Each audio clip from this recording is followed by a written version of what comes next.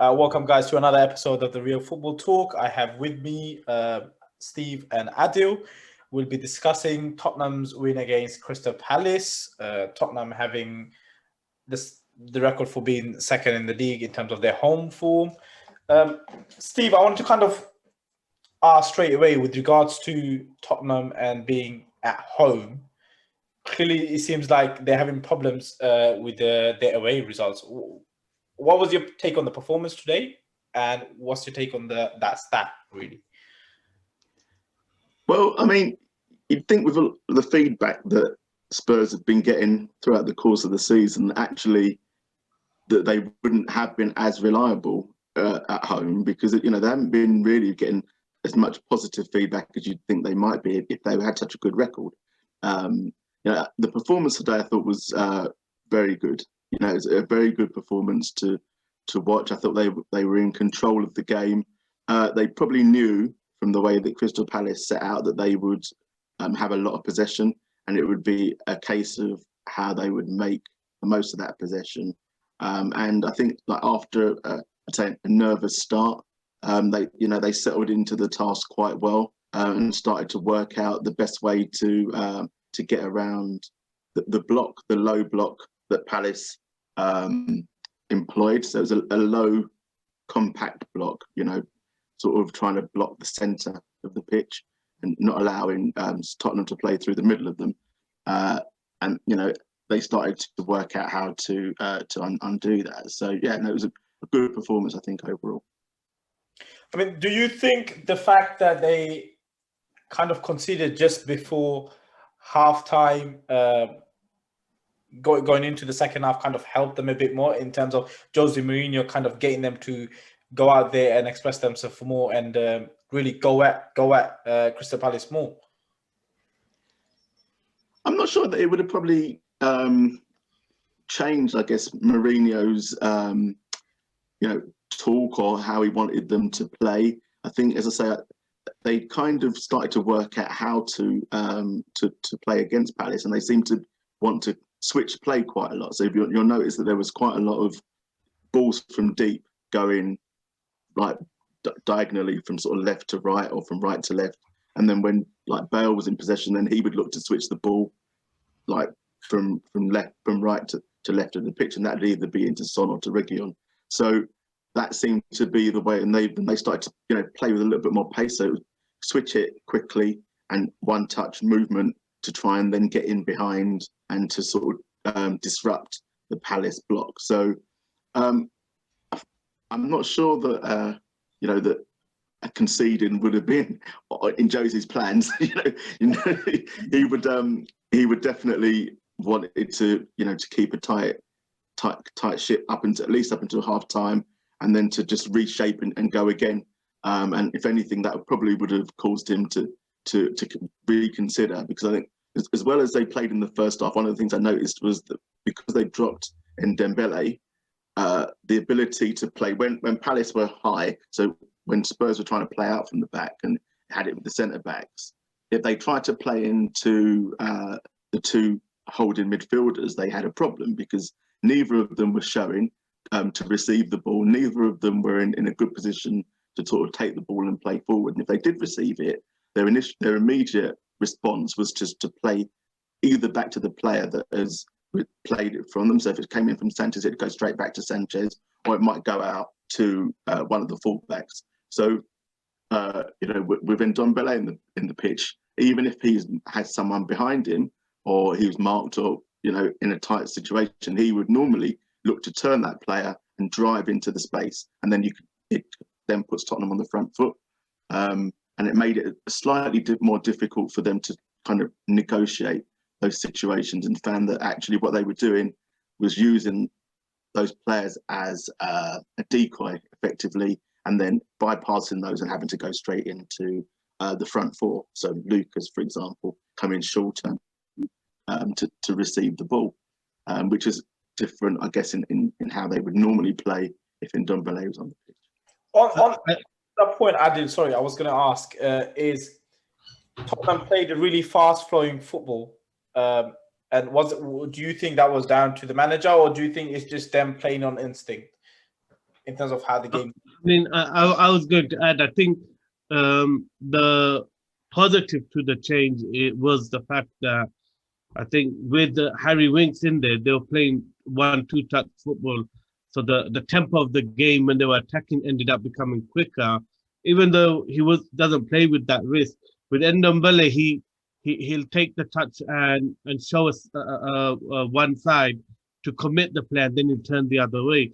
And so the ball doesn't get rotated as quick, even though it might be a bit more penetrative, the attack, and a bit more to the middle. I felt Harry Winks was a big part of the tempo in which Tottenham were able to play at. And I think it's a good time to admit and say that I think I said about 2 weeks ago, that Mourinho does this against one of the big teams where he sets his teams up to play attacking football, loses, and then uses that as an excuse to go back to his low block defensive side. And I have to put my hands up and say, actually, on this occasion, I really do believe Mourinho has committed to playing an attacking brand of football and committing to really his assistant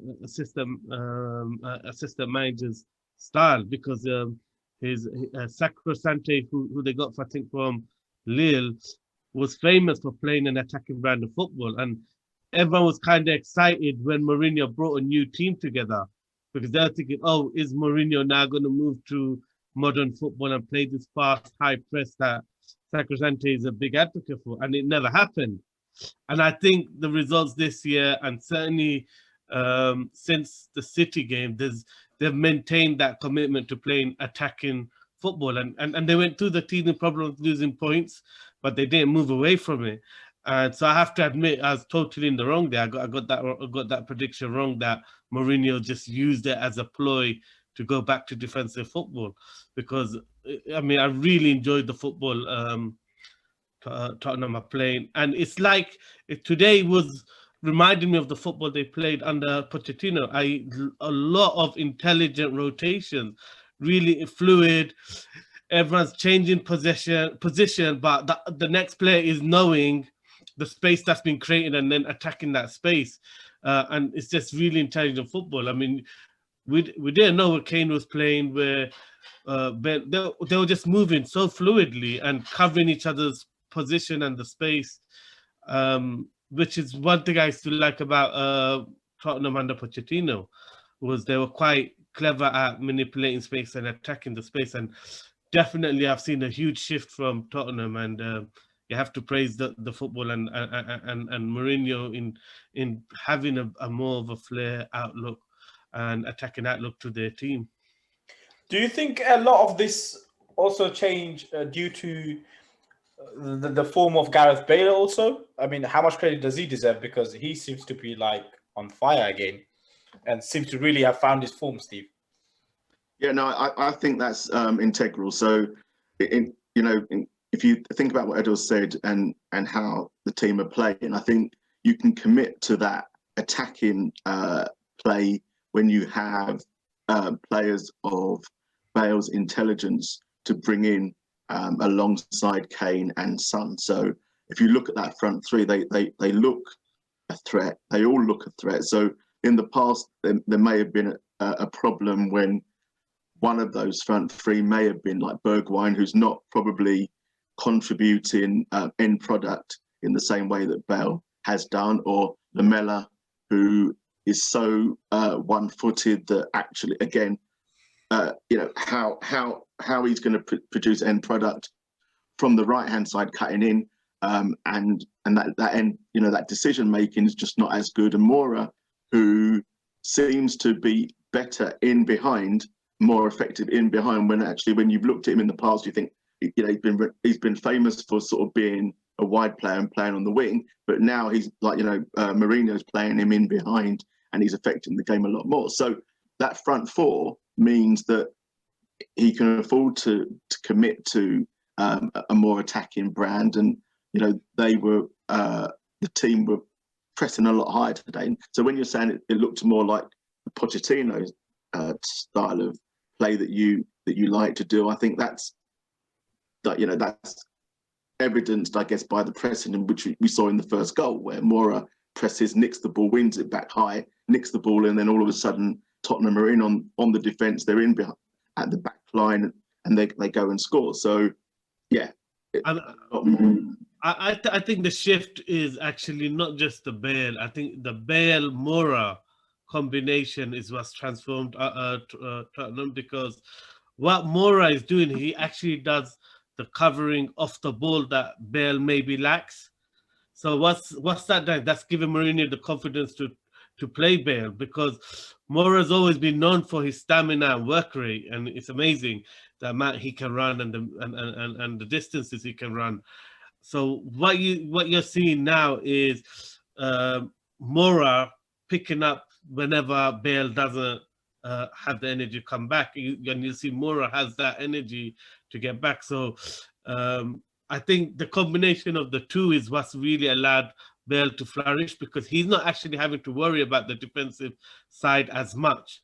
And I think what Mourinho has done also to support Bale into the team and kind of still keep the structure of being organized off the ball is, for this game anyway, I noticed in the first half Doherty was really tucked in, and so they kind of played like a three at the back. Doherty rarely went forward just in the first half. So he was, and all the attacking came from the fullback, from the width, was from Regulon on the left, and Bale was staying out wide. He wasn't coming in. So what that allowed was, you got your width, but they're not allowing Doherty to bomb forward or to play as a right back like he normally would. He was playing more like a third centre back. Do you think that's Adil? Do you think that contributed to the problems that Tottenham had when they conceded the goal then? Because yes, it did.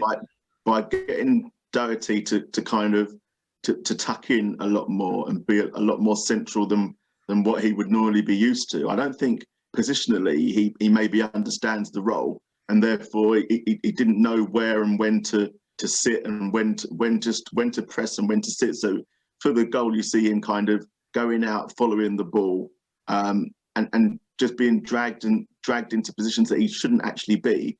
And then when the ball goes out wide, he's just not there he's not in the position to put pressure on the Milivojevic, who's out wide to put the cross in. So, and that may be why you saw a change, I guess, in the team shape in the second half, in how Doherty was expected to play. Because actually in the second half, he was much more playing in the manner that you would expect Doherty to play. And it's as if we kind of looked at it and said that Mourinho said, well, actually, I want you just to play like you would do in a normal game. So forget about this being tight. Just be a normal right back, attack when you can attack, and then defend when you have to defend.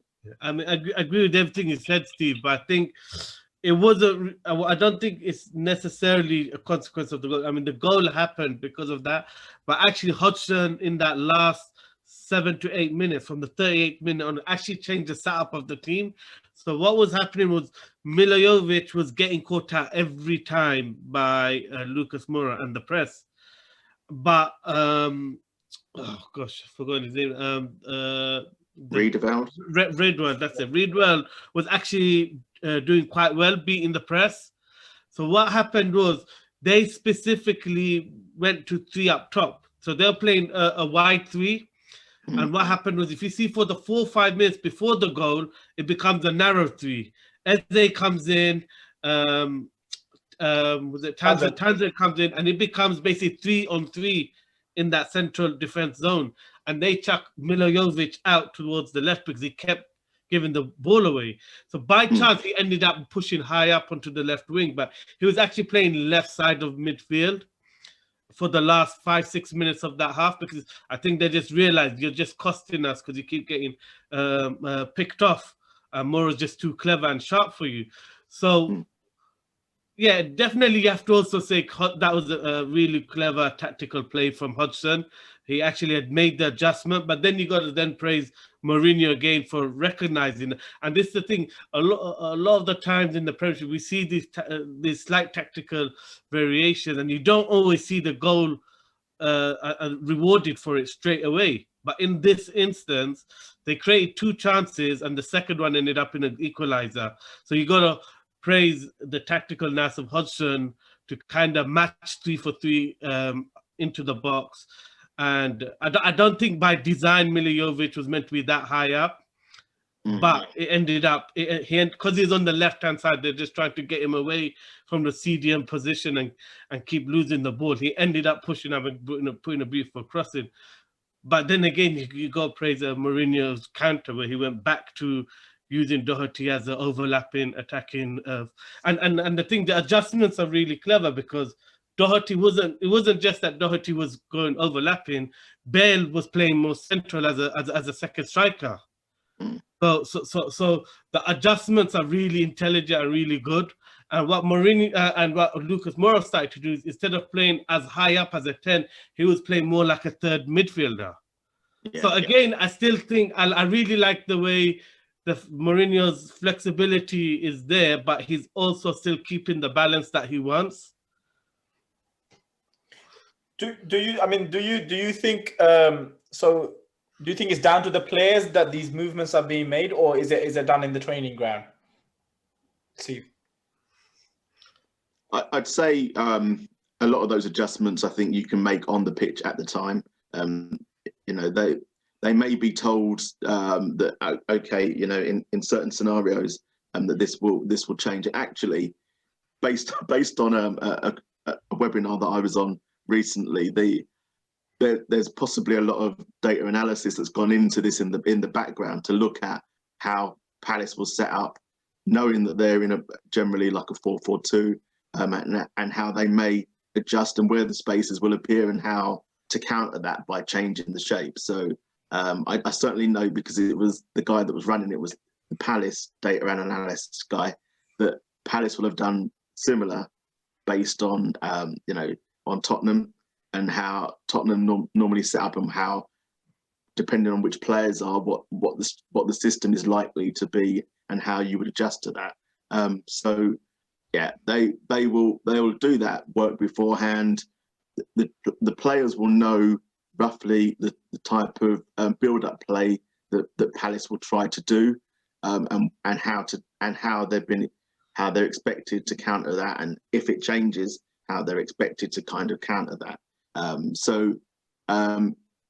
lot of the work will be pre-prepped, but they'll know that, okay, right, we're now asking you to play in this shape, and that will just, they'll have that as a arranged alternative, I think, to the initial setup. I would add, just the biggest difference for me is the buy-in from the players. It seems like all the players are really buying into accepting that Mourinho wants this balance, and so if he gives freedom to one player, then it's slightly another player needs to sacrifice for the team. It seems that's been the biggest shift for me, because Doherty wasn't a player we would associate with these, tactically being aware. But there's quite a few times that I noticed in the first half where he started to bomb forward and literally just stopped, turned around and ran back. And that's when I realized they are definitely playing 3 at the back, and he's curtailing his natural instincts. But I think, if we go back 2 months ago, I don't think he would have done that. It just seems like the buy-in from the players and the team spirit, and the way Mourinho's just managed to get everyone on song again since the January. And you can see Dele Alli is now a big part of it. You could see there's a good team spirit, and it's got everyone working to the same goals and making the sacrifices, and you could just tell the difference in the players. Even the subs, whenever they come on, they're all playing with the hunger that sometimes you never used to see from the subs when at Spurs literally 6 weeks ago. But when they come in, they're all really putting in a shift. I want to just one thing I'd like to ask then. Okay, so I mean they're good observations, And Mourinho is probably is regarded as certainly one of those managers that likes to build a siege mentality within the clubs that he manages at. Now, you're right. Over the course of a few weeks or whatever, there's been a change in their focus, their mentality. But I also wonder how much of that is helped by the recent words from Roy Keane about Tottenham and the quality of the squad and the players, and how as a club, if Mourinho's got anything about him, which we know he has, that he would use that as a motivational tool for his team. This is Sky pundits. Every day, every week, they put you down as a club. They put you down as a team. They say that you're not winners and everything. And Roy Keane has gone so far as to say that that all the players are pretty useless and wouldn't get into any team within the top four. So that for someone like Mourinho, that must be manna from heaven to say, well, I don't even have to say a lot. Just remember the words of Roy Keane every time you go out to a game. Yeah, I mean, I think we saw it in the All or Nothing shows as well, that Mourinho is a master at taking any little negative that's said about the team or the player and really ramming that home to the players and using it as motivation. And I won't be surprised if he keeps reminding them before every game, every team talk, because and he's very good at it. But I think that's definitely also added. That's just add extra gold dust, definitely. But that movement was already there. I feel like the players and the buying was already there, but this has just made it a lot more stronger. Can they really push for that Champions League spot from now? I mean, with the momentum that they have going for them, or is that too far reach, Steve? I think. They seem to be in a good vein of form at the moment. They seem to be stringing results together now, where other teams are losing. I'm not losing that, but they're being inconsistent, and it just takes a run of games now that will put people in a good position. And I've noticed that what Mourinho has done in the last few games is started to be a little bit more consistent with the team selection that he has. So they've spoken about Bale for quite a while, and he obviously Bale is now sort of up to sort of, I don't know, 80-90% fitness in terms of where he wants to be, and he's contributing to the team. And they looked at it and they said, like, but there was 3 games this week, and they said, well, will Bale start all 3 games? Because he hasn't started many games all season, and all of a sudden Bale has started 3 games this week. Toby Alderweireld is 32 or something like that. Again, questions were being asked about whether he could start consistently, and he's played 3 games in the week and played all 90 minutes in all 3 games. And alongside that, all of a sudden, he's playing Sanchez, Davinson Sanchez, alongside Alderweireld, and we're suddenly seeing a settled centre-back pairing, which gives you like a stable base to build from. So is Mourinho now saying that actually that's my settled centre-back pairing? You can see from his previous selections that given the opportunity to play Reguilon at left back, he'll play him at left back, and if Aurier is fit, then he'll play him at right back. So all of a sudden, you can see that Tottenham have a settled back four that he'll play whenever he can, and they seem to now understand that. So it feels now that he is managing the team and managing the squad, managing the time, managing the minutes. So as soon as the game was won today, he got Bale off the pitch and he got Kane off the pitch, which Pochettino didn't have the luxury of doing in the past. Mourinho didn't probably have the luxury of doing last season either. So all of us, that helps to manage the squad. Players are getting more minutes. They're all feeling involved. Okay, game's won. You're going to get some minutes today. So, I think if he can keep this way and that you can keep the team spirit that like Adil referenced earlier, then I don't see why not. I think they're 2 points off of top four at the moment. You know, Everton are above them, but they've got a game in hand. You know, so I mean, it's still there. do you think Mourinho's kind of stumbled upon his kind of like the first 11 that he needs really, and kind of sticking to that? Do you think that's what's happened here? Is before he didn't kind of know, and now he knows for certain who his starters are. I think everyone's got their roles, and I don't think it's just down to the first 11. I think he's also stumbled upon the settled backups and this who comes in for who. So there's a consistency to it all. So you can tell, and you know, you can tell like it's become so consistent in the way he's doing it that you can actually predict it. Like when he's going to bring, which games he's going to put the rest one of the set of mids. Or so you could tell. I knew before the game this was the game he was going to rest Ndombele. You know, you could tell, but the certain players he won't rest, like Son, Kane, Højbjerg. Now you could add Alderweireld and Sanchez. That's his core, and according to fitness and everything, his preference is Reguilon and Aurier, but he's trusting the backups more and he's giving them the confidence more. So I just feel like it's the whole thing, not just first 11, the whole squad and the rotation of the backups and the subs, it's all consistent.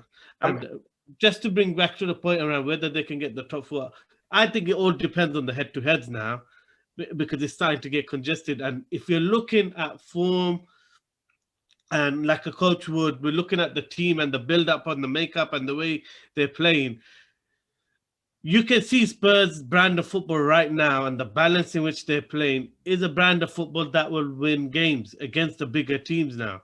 I really think against those head-to-head clashes, I would be confident in backing Spurs more now because of the way they're playing and the way they're working on and off the ball as a team that I wasn't ever sure of before. So I definitely think they are a threat more than ever simply because of the form and the way they're playing as a team. They will beat some of the teams ahead of them if they play them right now. I mean, on that really, where does Ali kind of fit into this whole jigsaw, Steve? Because clearly, obviously, we can see Lucas Moura doing a great job in the number 10 position. So where does Ali come in? Because I mean, he's a crucial player for Spurs. Yeah, he does. But again, it's like as Adil said, I think it's about players and their roles. So Ali will play again in the 10 role, I think, and it's just a case of rotating players in and out. You know, Lamela has been in and now he's out, but he came on today in order to help kind of keep control of the game, you know, and give the team back a bit more control of possession, where Crystal Palace started to look like they were taking more control of the game and putting pressure on. All of a sudden, Mourinho takes Bale off, and Lamela was someone who would retain the ball a bit more and recycle it a little bit more, not necessarily to play forward. You know, so I think like the issue I think is that everyone is doing their bit, and I think Ali is the same. You know, Ali, he may be a bit frustrated about it. I don't know. I think he's getting more time now, and he maybe sees that from Mourinho's probably showing him that actually he's involved as well. You're all involved. You're all part of this, and he just needs to accept that, you know, when he gets his minutes, that, you know, he needs to make the most of it, which he did, I think, against Fulham. So, you know, it's just rotation in, rotation out. There are other players to come back, like Celso, for example. So, yeah, I think Ali's got a role to play on the other players. Steve, I just had a question I wanted to ask you about being a Spurs supporter. Seeing someone like Zaha and the way he played when he came on, is that the type of player, like, for you as a Spurs fan, would be happy if Tottenham bought, or do you think he's not quite on the level that Spurs are at right now? I don't know. I can't make my mind up about Zaha. Whenever I see him, I just think he looks angry. You know, he's an angry player. Every time that he's on the pitch and he doesn't get a decision, his movement, maybe he moves too quickly and he's offside. He was offside today, got caught offside. He was well offside. And he does that glaring look, shouting. I don't know who. I couldn't work out if he was shouting at the referee or the player for not releasing the ball early enough today. Shouting at Konate. So okay, so that makes more sense. But he just seems like an angry player, and he's got qualities, massively got quality. But I think that he needs to be the big fish in a small pond, because when he went to Man United, he was a small fish in a big pond, and just couldn't hack it up there. I'd like to think that he's grown up now, and maybe if given another chance at a big club, that he would take that. But for me, he's not consistent enough. And would I take Zaha over Son, for example? No. I mean, the thing with Zaha is, I was actually really impressed when he came on, the way he played. I thought he done a lot to disturb the system and the control Spurs had. But I agree with you. I still think he's that player that would struggle in a squad of other superstars, because the way he's still whining, and that example you've given of, shouting at Konate, I mean, he was 2 yards off. I mean, Sky Sports have got it perfectly timed, to be honest, because they know every time Zaha gets fouled, just you zoom into his face and you'd see his eyes pop out. Yeah, his eyes popping out of his head. One of the things, sorry, Hassan, I just like at halftime, the thing that I said, because obviously I'm on a group chat with a few mates, and the thing that I said was that if I was Roy Hodgson, halftime, get Zaha on and let him attack Doherty. I just thought that they would have joy. So I was surprised when he came on. I was like, oh my God, here he comes. But I was surprised that actually they played him through the middle rather than out wide. 4-4-2, yeah. Yeah, and that did surprise me, because I thought that he would have probably had a lot more joy if he went directly against Doherty. I think this whole season they've kind of gone for the 4-4-2 formation, where Zaha's been playing off of Benteke, and I think that's what they've gone for, just to kind of get a bit more Zaha involved in the final third and get more probably chances for him, because he is their best scorer, really. On that note, really, guys, thank you very much for coming on to the show, and I'll see you soon, hopefully in the North London derby.